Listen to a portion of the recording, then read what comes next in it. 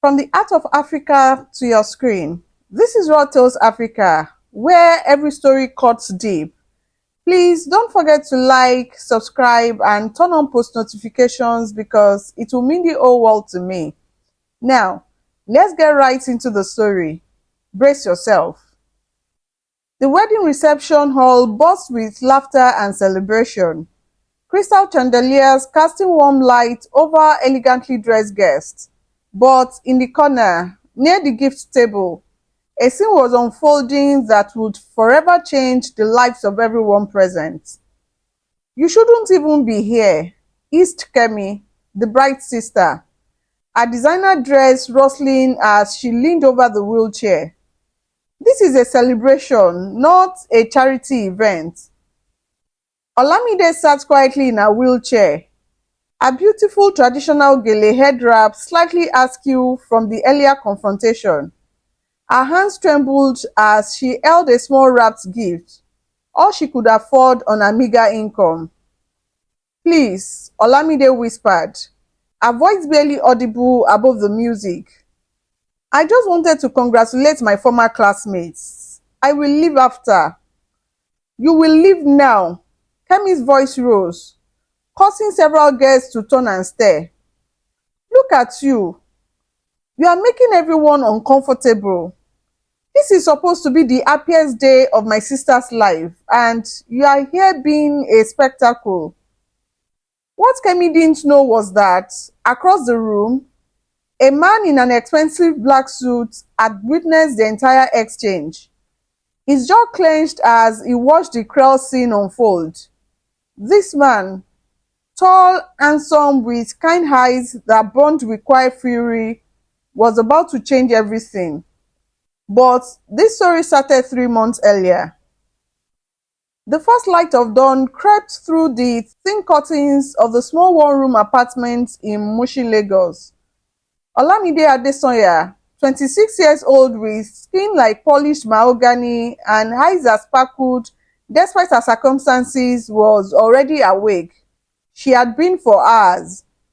Living with spina bifida since birth, Olamide had learned to navigate the world from her wheelchair with a grace that amazed those who truly saw her. But in a society that often viewed disability as a curse or punishment, few people bothered to look beyond the chair. "Good morning, God," she whispered as she did every day. "Thank you for this new day.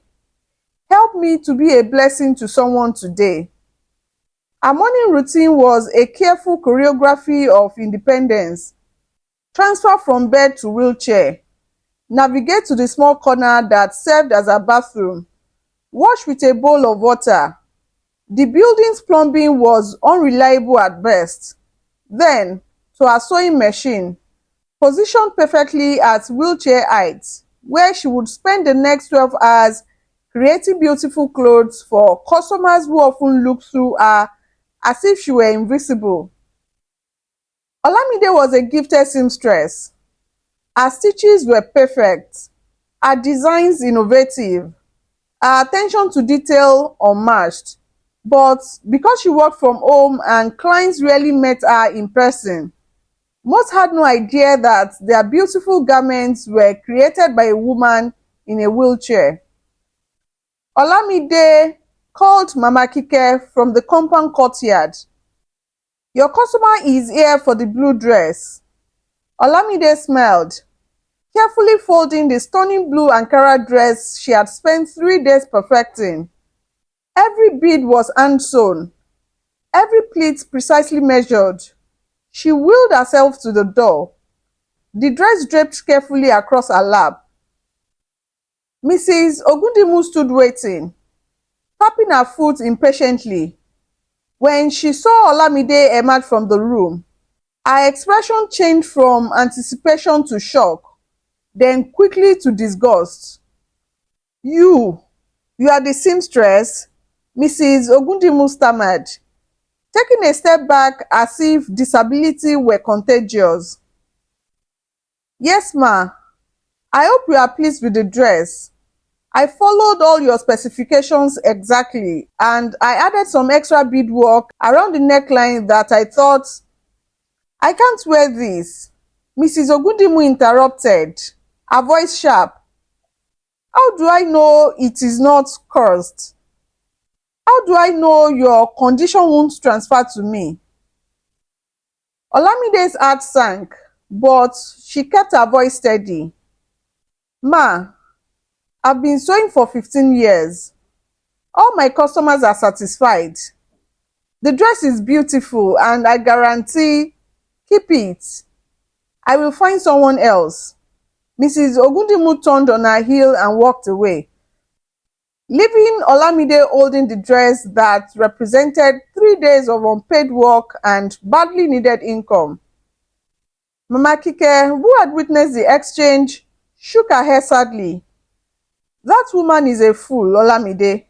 The dress is beautiful. You are talented. Don't let her ignorance dim your light. But Olamide was used to such reactions.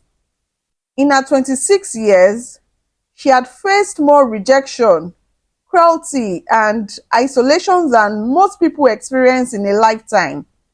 Yet, somehow, she had never allowed bitterness to take root in her heart. Later that evening, as Olamide sat sewing by the light of a small lamp, electricity was expensive and unreliable. Her old phone burst with a WhatsApp message.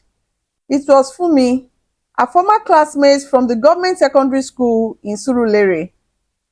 Olamide, I hope you are well. I am getting married next month. It's going to be a big ceremony at the Golden Gate restaurant in Victoria Island. I know it's been years since we spoke, but I would love for you to come. You were always so kind to me in school. Olamide stared at the message, her heart racing. Fumi had been one of the few classmates who had ever shown her genuine kindness. While others mocked her wheelchair or excluded her from group activities, Fumi had always made sure Olamide was included. She had shared her lunch when Olamide's family couldn't afford the school meals, had partnered with her for projects when no one else would, and had never once made Olamide feel less than human. But a wedding at Golden Restaurant, that was where the wealthy elite celebrated.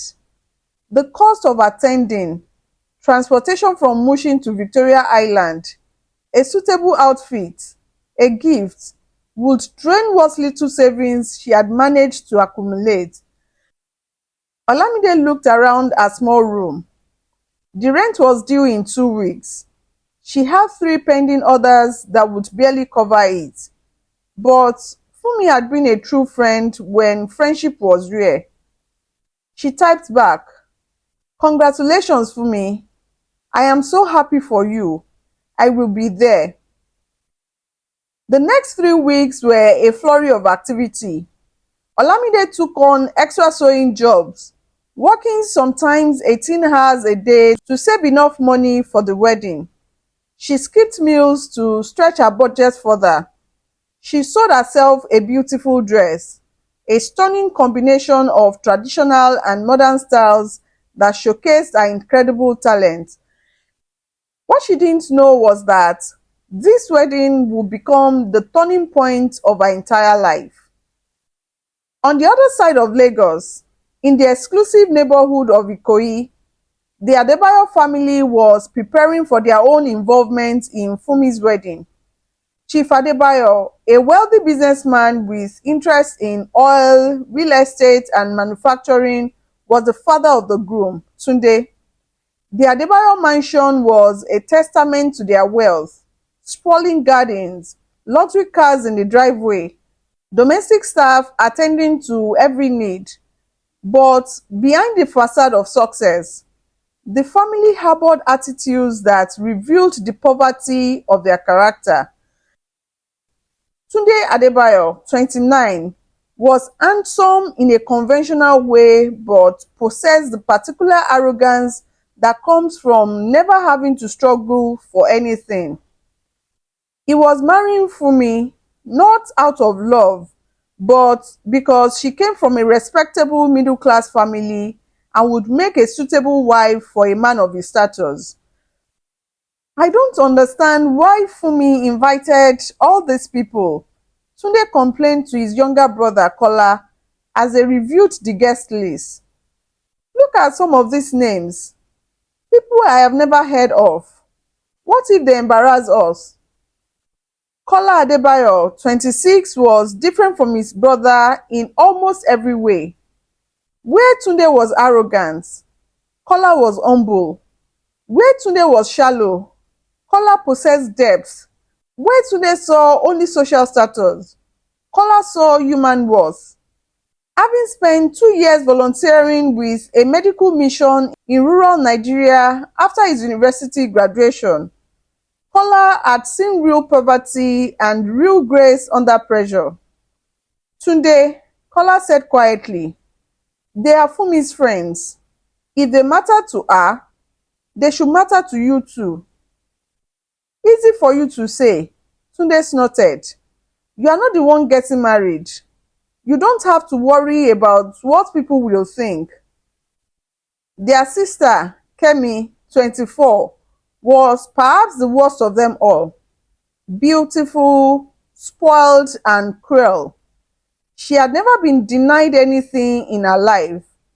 She viewed the world through the lens of what it could do for her and had no patience for anyone she deemed beneath her social status. I have already told event planners to have security ready, Kemi announced, filing her perfectly manicured nails.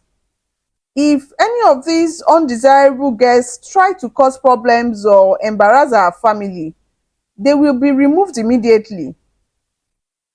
Kola looked up from his book. He was reading Purple Hibiscus by Chimamanda Ngozi Adichie.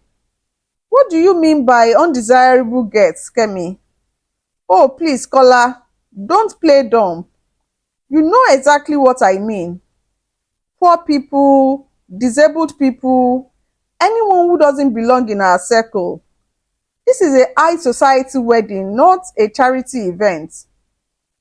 The words hung in the air like poison. Kola felt a familiar disappointment in his family's values. He had tried many times to help them see beyond wealth and status, but they seemed incapable of growth. What if Jesus himself showed up at the wedding? Kola asked quietly. He was poor.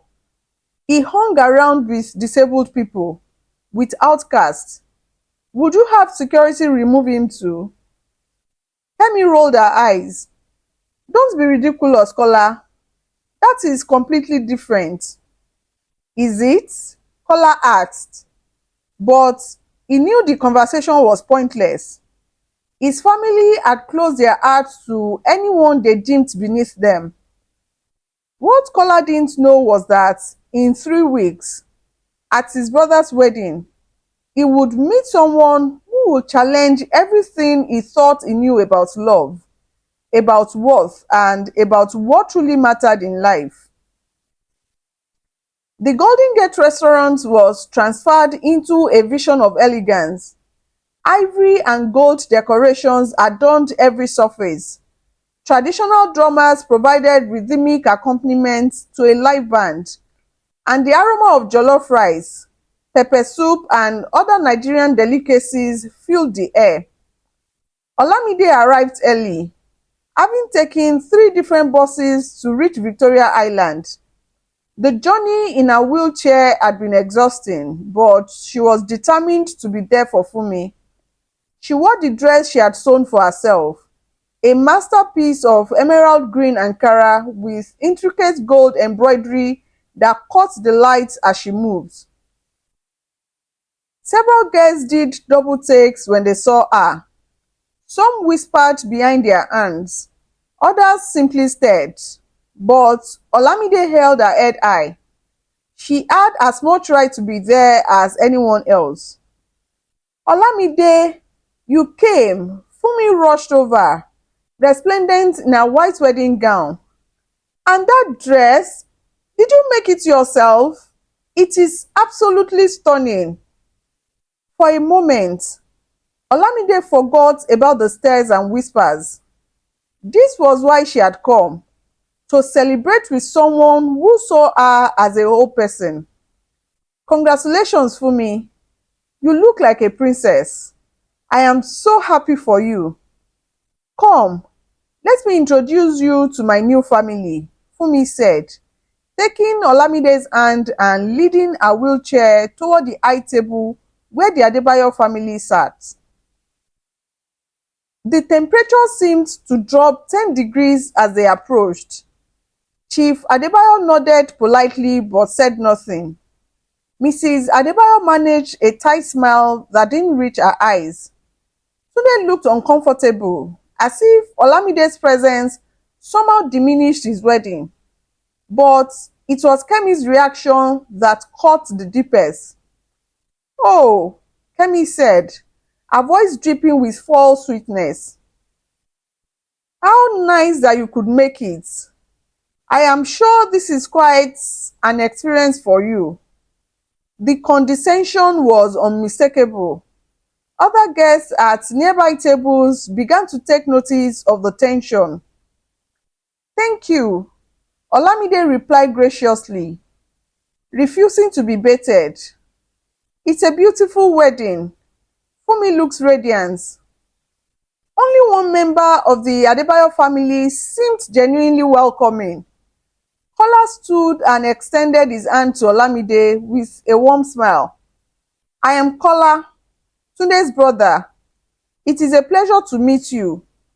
Fumi has told us so much about her school friends." When Olamide took his hand, Kola felt something he had never experienced before. It wasn't just her beauty, though she was indeed beautiful. It was something deeper, a strength, a dignity, a light that seemed to shine from within, despite the obvious challenges she faced. "The pleasure is mine," Olamide replied, and Kola found himself not wanting to let go of her hand. As the evening progressed, the tensions became more obvious. Kemi made several pointed comments about appropriate wedding attire and knowing one's place. When Olamide needed to use the restroom, she discovered that the restaurant's facilities were not wheelchair accessible. "I am sorry," the manager said with obvious discomfort, "but our building is old. We don't have accommodations for your situation." Olamide felt the familiar bond of humiliation, but before she could respond, Kola appeared beside her. "That is unacceptable," he said firmly to the manager. "This is 2023 and your establishment should be accessible to all guests. Fix this immediately or I'll make sure every disability rights organization in Lagos knows about your discrimination." The manager, recognizing the Adebayo name and not wanting to cause a scene at such a high-profile wedding, quickly arranged for Olamide to use a staff restroom that was accessible. "Thank you," Olamide said to Kola as he walked with her. "You didn't have to do that." "Yes, I did," Kola replied. "What they did was wrong. You shouldn't have to face that kind of treatment anywhere, especially not at a celebration." As they talked, Kola found himself drawn to Olamide's perspective on life.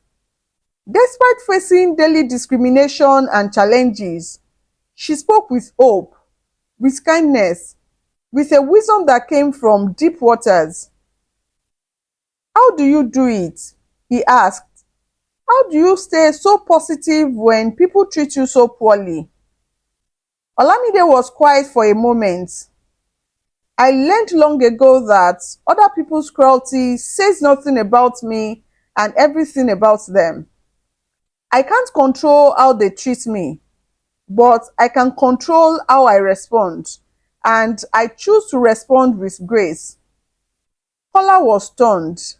In his 27 years, most of them spent among the wealthy elite of Lagos, he had never heard such profound wisdom spoken so simply. Meanwhile, Kemi was growing increasingly irritated by her brother's attention to that girl in wheelchair. She watched them talking and laughing together, and something ugly twisted in her chest. This is embarrassing, she hissed to Tunde during a quiet moment. Your brother is making a spectacle of himself, talking to that cripple like she's some kind of princess. I'll talk to him, Tunde muttered, but he was too focused on his new wife and the wedding festivities to really care. As the evening progressed, several other incidents occurred. A waiter, clearly instructed by someone, accidentally spilled soup near Olamide's table, forcing her to move. Another guest made loud comments about how some people don't know their place and how charity cases shouldn't be mixed with decent society. Through it all, Olamide maintained her dignity. She didn't respond to the provocations, didn't cause a scene, didn't give them the satisfaction of breaking her spirit. But Kola saw everything, and with each incident, his admiration for Olamide grew while his shame for his family deepened. Despite the hostility from other guests, Olamide found herself enjoying genuine conversation with Kola. He was different from anyone she had ever met, wealthy but not arrogant, privileged but not blind to the struggles of others. Tell me about your work, Kola said as they sat together during a quiet moment. Fumi mentioned you are a seamstress. I make clothes, Olamide said simply. I've been sewing since I was 11. My grandmother taught me. She said that even if the world tried to limit what I could do with my legs, there was no limit to what I could create with my hands. The dress you are wearing, did you make it? Olamide nodded, suddenly self-conscious. It's not as fine as what everyone else is wearing, but it's the most beautiful dress here, Kola interrupted. The craftsmanship is incredible. You are not just a seamstress, you are an artist. For the first time in years, Olamide felt seen, not pitied, not tolerated, but truly seen and appreciated for her talents. What about you? She asked. What do you do? Kola hesitated. How could he explain that he was a partner in his father's multi-million naira business empire, that he owned more cars than most people would see in a lifetime, that his monthly allowance was probably more than she made in a year? I work with my father, he said simply. Business, but I also volunteer with organizations that help people, medical missions, education programs, things like that. That must be fulfilling, Olamide said. Using your blessings to bless others. Kola was struck again by her perspective. She assumed his volunteer work was his main focus, not understanding that it was actually a small part of his privileged life. In her worldview, service to others was the natural response to being blessed, not an occasional charitable activity. As they talked, other guests began to notice. Whispers spread through the crowd about the Adebayo son carrying on with that disabled girl. Some found it scandalous, others admirable, but everyone was watching. Mrs. Adebayo approached her son during a lull in the conversation. Kola, darling, she said with forced sweetness, perhaps you should mingle with some of the other guests. The Johnson's daughter is here and she's been asking about you. The message was clear. Stop embarrassing the family by associating with someone beneath your social status. I am enjoying my conversation with Olamide, mother, Kola replied firmly. She's one of the most interesting people I have met in years. Mrs. Adebayo's smile became even more strange. Of course, dear, but you know how people talk. We wouldn't want anyone to get the wrong impression. Olamide felt the familiar sting of rejection, but before she could excuse herself, Kola spoke up. The only wrong impression anyone could get is that kindness and intelligence are less valuable than bank accounts and social status. If they think that, then their opinion isn't worth having. Mrs. Adebayo's face flushed, but she couldn't make a scene at her son's wedding. She walked away, leaving Kola and Olamide alone again. You didn't have to do that, Olamide said quietly. I'm used to it. You shouldn't have to be used to it, Kola interrupted. And I will never apologize for choosing good company over good connections. As the wedding reception continued, the tension in the room became palpable. Kemi had been drinking champagne and growing more vocal about her displeasure with the inappropriate mixing of social classes at her brother's wedding. Look at him, she said loudly to a group of her friends, pointing at Kola and Olamide. My brother has lost his mind. Sitting there with that charity case like she's his girlfriend or something. It is disgusting. Her voice carried across the room, and several guests turned to stare. Olamide heard every word, and for the first time that evening, her composure began to crack. Maybe I should go, she whispered to Kola. I don't want to cause problems for your family. You are not causing problems, Kola said firmly. They are, and if they can't see how lucky they are to have you here, then they don't deserve your presence. But Kemi wasn't finished. Emboldened by alcohol and the attention she was getting from her cruel commentary, she decided to take more direct action. The moment that would change everything was about to unfold. Kemi had reached a breaking point. The combination of champagne, wounded pride, and a lifetime of getting everything she wanted had created a perfect storm of cruelty. She stood up from her table and walked purposefully toward where Olamide sat with Kola. Enough, she announced loudly, her voice cutting through the music and conversation. This has gone on long enough. The entire reception hall began to quiet as guests sensed drama unfolding. Fumi, who had been greeting relatives, looked over in alarm. Kemi, what are you doing? Kola asked, standing up to face his sister. I am doing what someone should have done hours ago, Kemi replied. Her words slightly slurred, but her cruelty crystal clear. This is my brother's wedding, not a charity event. Some people need to understand their place. She turned to Olamide, who sat quietly in her wheelchair, hands folded in her lap, dignity intact despite the storm brewing around her. You, Kemi said, pointing a perfectly manicured finger at Olamide. You need to leave. Right now. This is a private family celebration, not a public hospital ward. Gasps rippled through the crowd.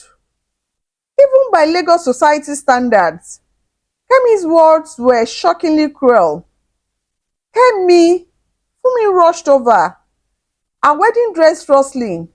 Stop this immediately. Olamide is my guest, my friend. You have no right. I have every right, Kemi snapped. This is my family's event, and I won't have it turned into a freak show. Look around. Everyone is staring. Everyone is uncomfortable. That thing in the wheelchair is ruining everything. The word thing hung in the air like a physical blow. Several guests looked away in shame.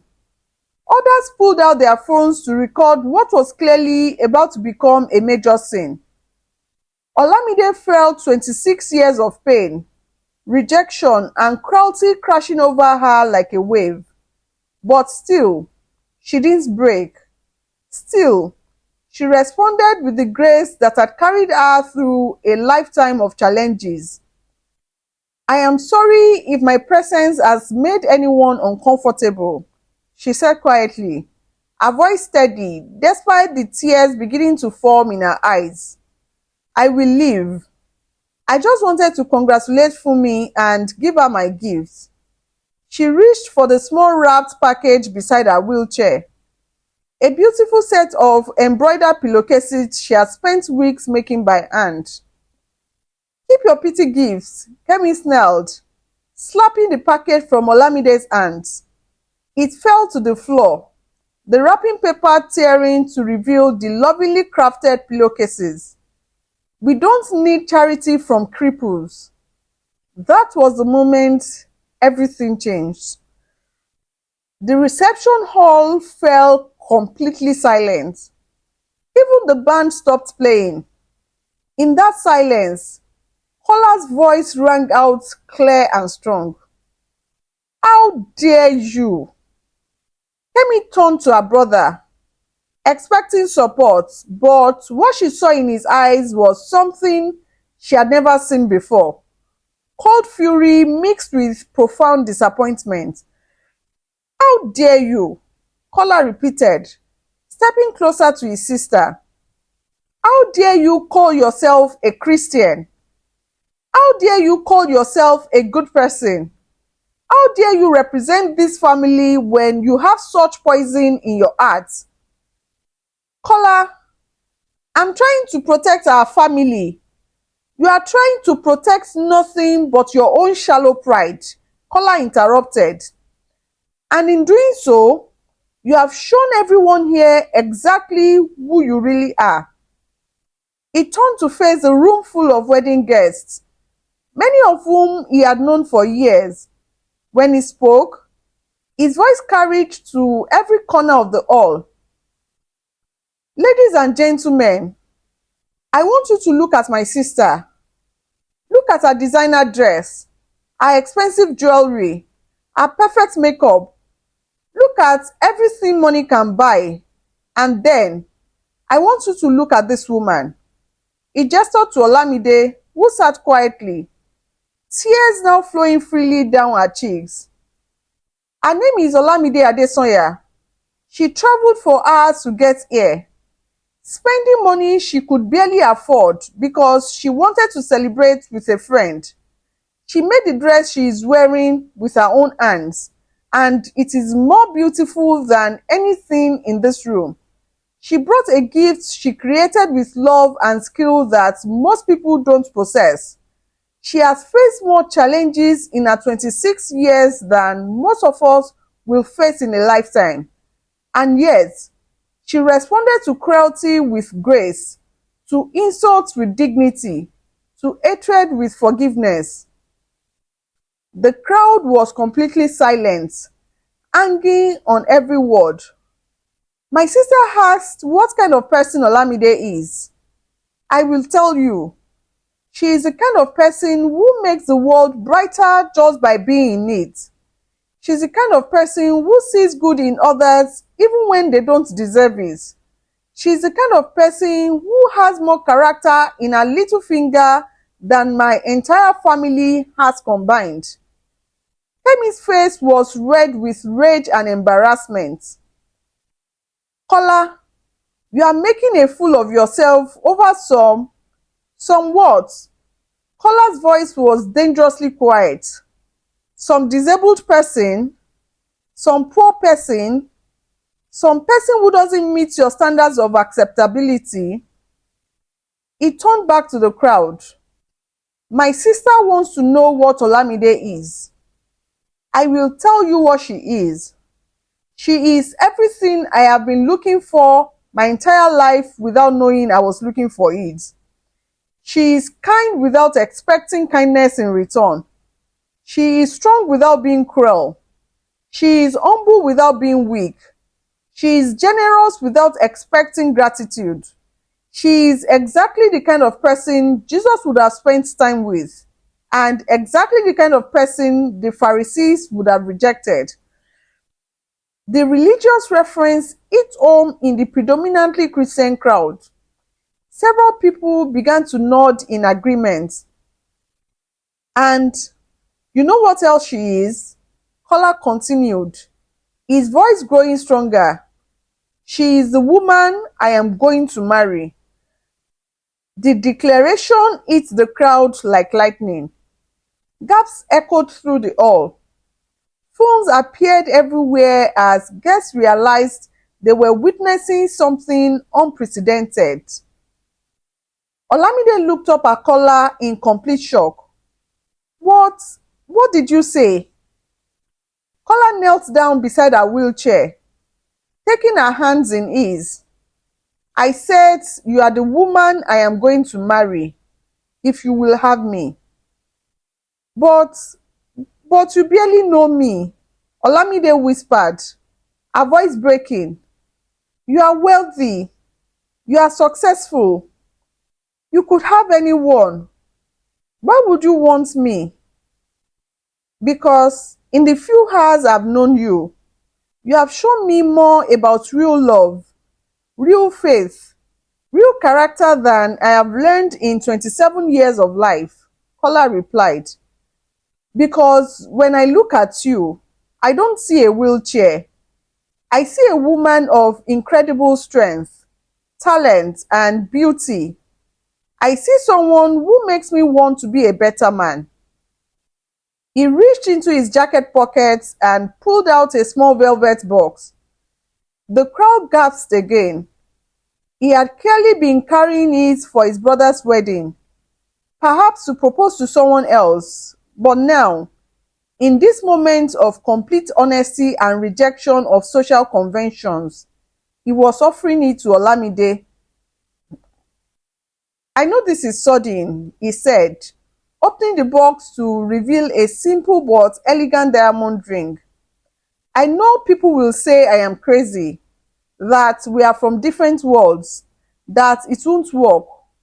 But I also know that I have never met anyone who made me feel the way you do. I know that I would rather spend one day with you than a lifetime with someone my family would approve of. I know that you are exactly who God meant for me to find. Tears were streaming down Olamide's face. Kola, I can't ask you to give up your family, your lifestyle, everything you have known for someone like me. You are not asking me to give up anything, Kola replied. You are offering me everything I never knew I wanted. A chance to love someone who deserves it. A chance to build a life based on what really matters. A chance to be part of something real instead of something shallow. He took her left hand gently. Olamide Adesanya, will you marry me? The silence in the room was deafening. All eyes were on the woman in the wheelchair who had somehow managed to capture the heart of one of Lagos' most eligible bachelors. Finally, through her tears, Olamide whispered, yes. The ring slid onto her finger perfectly, as if it had been made for her. And perhaps, in the grand design of things, it had been. The explosion of reactions was immediate and varied. Some guests burst into applause, moved by the romantic gesture and the rejection of shallow social conventions. Others stood in shocked silence, unable to process what they had just witnessed. Still, others pulled out their phones, knowing they had just witnessed something that would be all over social media within hours. Fumi rushed over to embrace both Kola and Olamide, tears streaming down her face. This is the most beautiful thing I have ever seen, she sobbed. Olamide, I am so happy for you. Chief and Mrs. Adebayo sat in stunned silence at the high table. Their carefully constructed social position, their reputation among the elite, their control over their son's life, all of it had just been shattered in a few minutes. But it was Kemi's reaction that was the most dramatic. She stood frozen for several moments, her face settling through shock, rage, and something that might have been shame. Finally, she found her voice. "This is insane," she screamed. "Kola, you have lost your mind. We are throwing away everything our family has built for her. She is nothing. She's a cripple. She is poor. She is about to become my wife," Kola said firmly, standing up with Olamide's hand in his. "And if you ever speak about her like that again, you will be nothing to me. Family isn't just about blood, Kemi. It is about love, respect, and kindness. And if you can't show those things to the woman I love, then you are not really my family." The words hit Kemi like a physical blow. For the first time in her life, her cruelty had real consequences. Her brother, the one person in the family who had always been kind to her, who had always defended her, who had always been there for her, was choosing someone else over her. "You will regret this," she said, her voice shaking with rage and tears.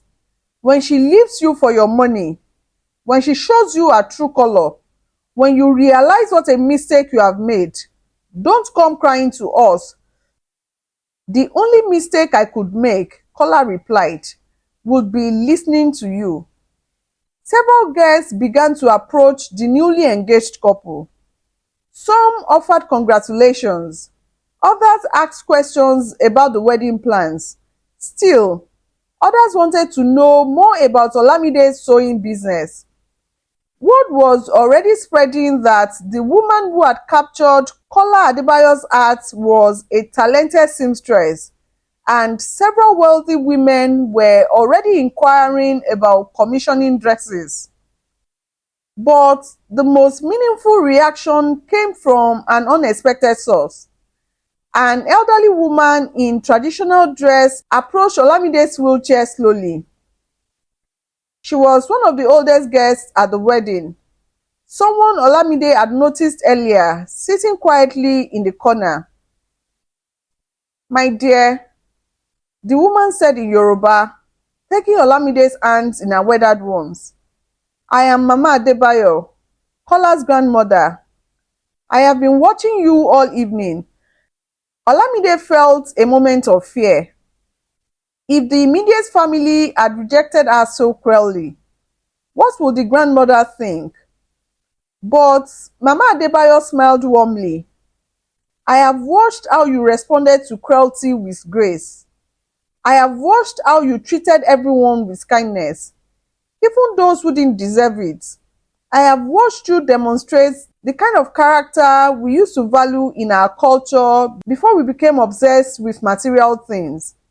She patted Olamide's hand gently. "My grandson has chosen well. You will make a good wife, and you will make our family better just by being part of it. Welcome, my daughter." The acceptance from the family matriarch carried enormous weight in Yoruba culture. Other relatives began to approach, offering their own congratulations and acceptance. 6 months later, the same Golden Gate restaurant was again decorated for a wedding, but this time it was Kola and Olamide's. The guest list was very different from today's wedding. Yes, there were wealthy friends and business associates of the Adebayo family, but there were also seamstresses from Mushi, neighbors from Olamide's compound, disabled rights activists, and volunteers from various charitable organizations. The ceremony was a beautiful blend of traditional Yoruba customs and Christian elements. Olamide wore a wedding dress of her own creation, a masterpiece that combined traditional Nigerian fabrics with modern design elements. The beadwork alone had taken her 3 months to complete, and when she appeared at the altar, gasps of admiration rippled through the crowd. Kola had never looked happier.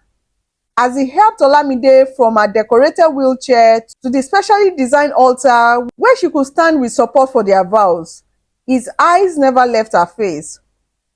6 months ago, the pastor began. These two people met at a wedding that was meant to celebrate someone else's love. But God had other plans.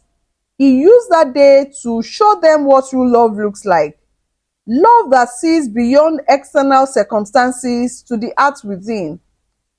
Chief and Mrs. Adebayo sat in the front row, their feelings complex. They had slowly come to accept their son's choice, especially as they witnessed how happy Olamide made him and how their business had actually grown as Olamide's story spread through Lagos society.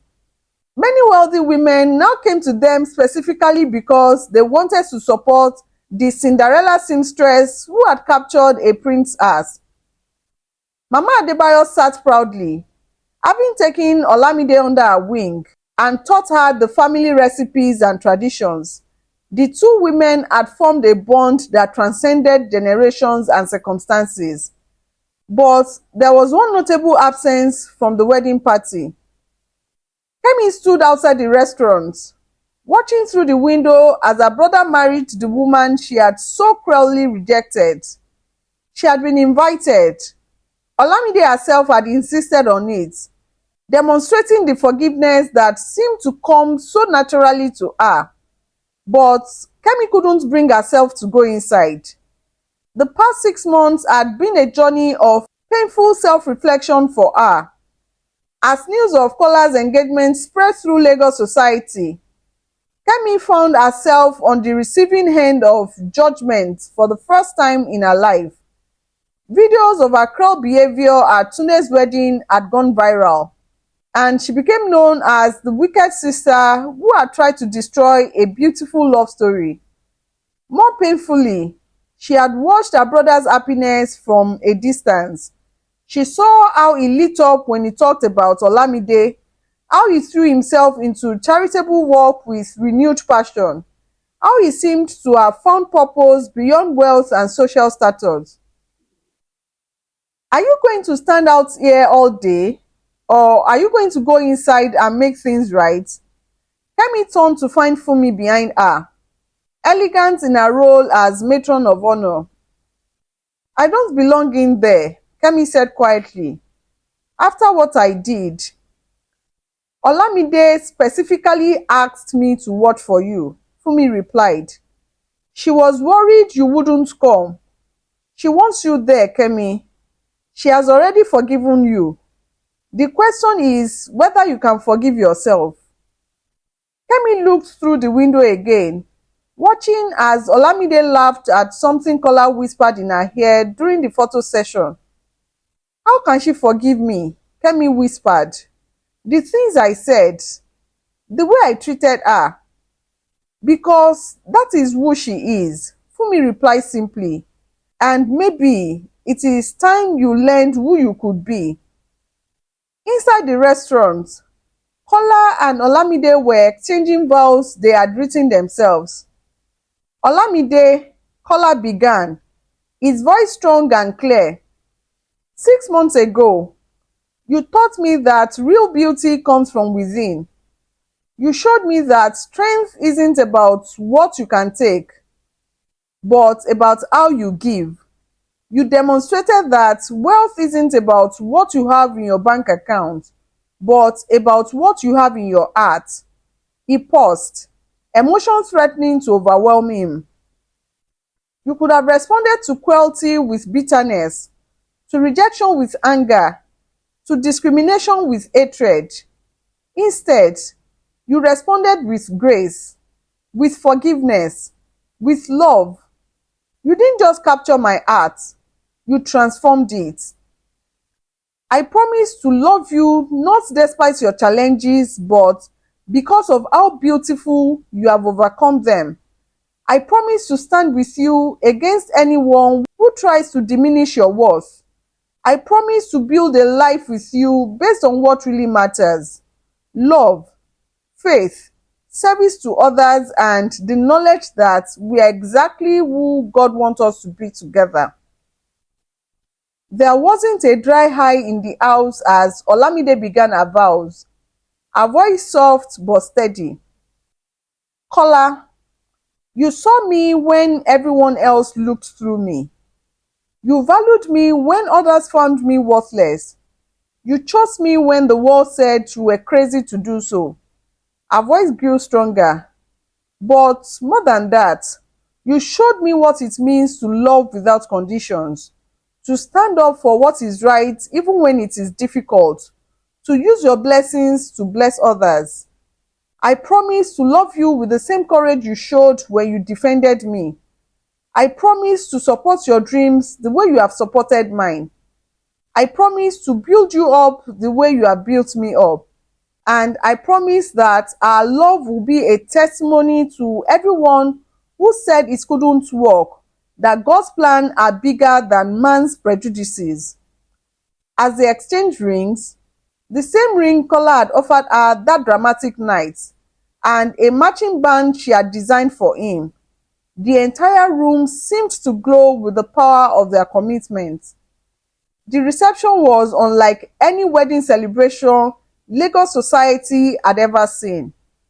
Instead of the usual segregation by social class, tables mixed wealthy business executives with local artisans, politicians with disability rights activists, society ladies with seamstresses from Mushin, Olamide Sewing Collective, women she had trained and employed as her business grew, performed a traditional dance in her honor.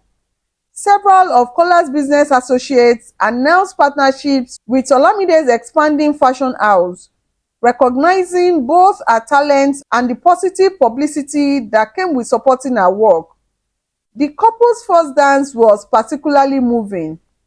Kola had arranged for a special dance to be choreographed that incorporated Olamide's wheelchair, turning what some might have seen as a limitation into an expression of grace and beauty. As they moved together to the music, spinning and gliding across the floor, the entire room was mesmerized. "This is what love looks like," Mama Adebayo whispered to Chief Adebayo. "Not the shallow attraction we mistake for love, but the deep recognition of souls who were meant to find each other." During the celebration, Olamide made a point of visiting every table, thanking guests for coming and making sure everyone felt included. When she reached the table where some of her old neighbors from Mushin sat, looking slightly overwhelmed by the grandeur, she spent extra time with them. "You taught me that dignity doesn't come from where you live or what you own," she told them. "You showed me that a good heart is worth more than all the gold in the world. Thank you for being my family when I needed one." As the evening wound down, Olamide noticed a figure standing uncertainly near the entrance. It was Kemi, finally having worked up the courage to come inside. Excusing herself from the conversation she was having, Olamide wheeled over to where Kemi stood. "You came," Olamide said simply, her face lighting up with genuine joy. I wasn't sure I should," Kemi replied, her usual confidence nowhere to be found. "After everything I said, everything I did." "That's in the past," Olamide replied. "What matters is that you are here now." Kemi felt tears threatening to spill over. "I owe you an apology, a real one. What I said that night, the way I treated you, there is no excuse for it. I was cruel and petty and everything that is wrong with the kind of people I thought I wanted to be."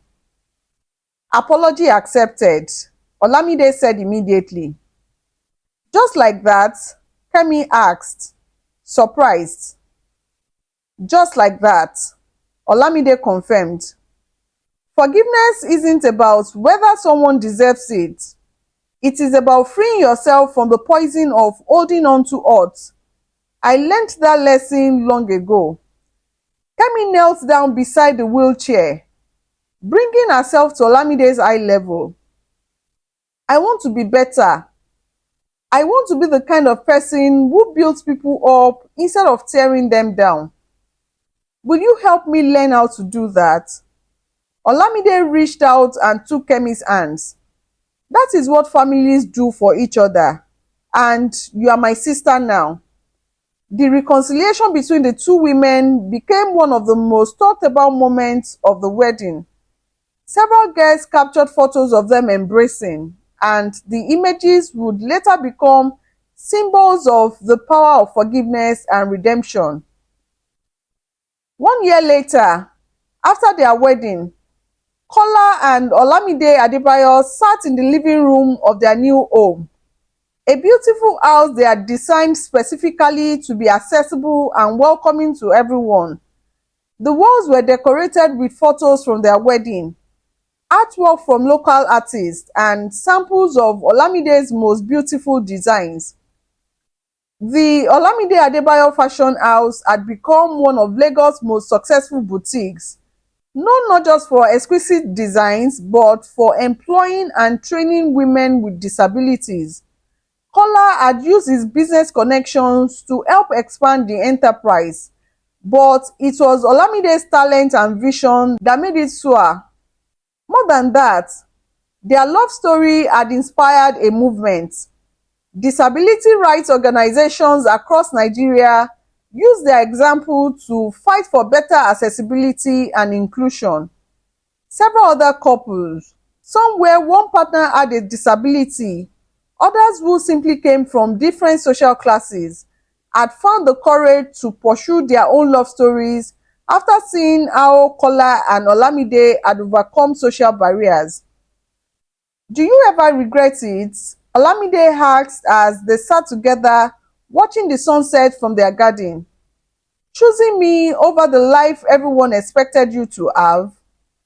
Kola pulled her closer to him on the specially designed bench that accommodated her wheelchair alongside his seat.